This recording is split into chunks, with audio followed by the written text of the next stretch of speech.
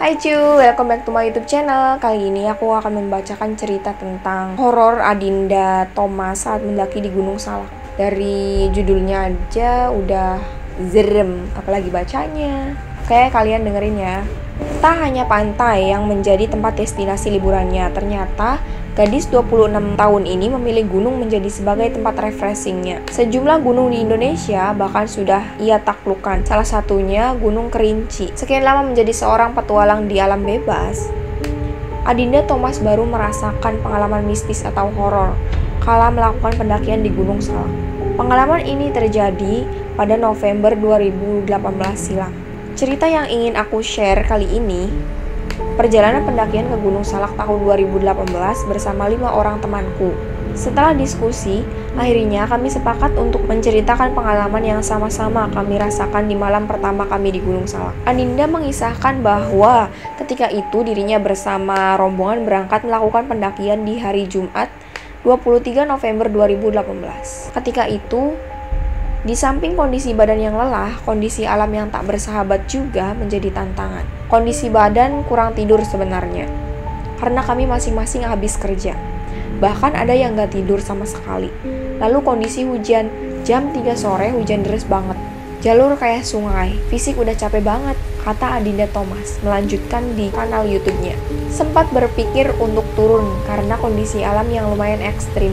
Namun, rombongan Adinda Thomas akhirnya memilih untuk mendirikan tenda untuk beristirahat. Namun, disinilah akhirnya cerita horor itu terjadi. Ke atas, nemu satu spot landai di HM23.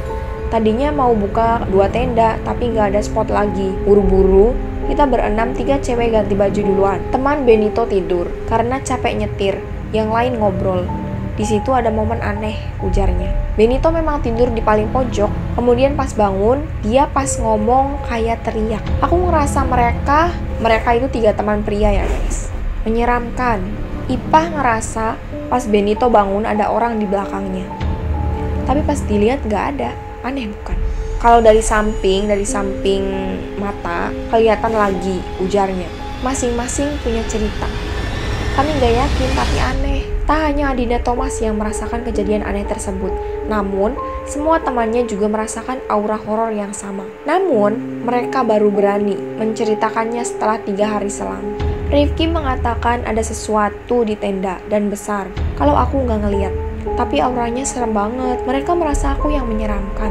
Mukanya pucat. Intinya di dalam tenda kita sama-sama takut. Dan aku pas tidur juga menggigil semenggigil-gigilnya. Padahal yang lain tidak. Papar Adinda. Kejadian horor ini pun dirasakan Sirna setelah pagi menjelang. Mereka akhirnya melanjutkan perjalanan di sini.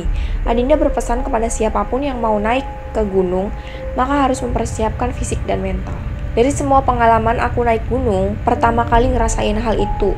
Serem, gak berani cerita pada hari itu. Dengan harapan cerita ini bisa menjadi cara berbagi untuk teman-teman yang memiliki hobi sama, agar lebih mempersiapkan pembekalan fisik sebelum melakukan perjalanan, ujar Adinda.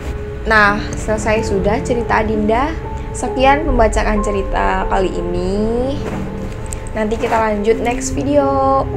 See you!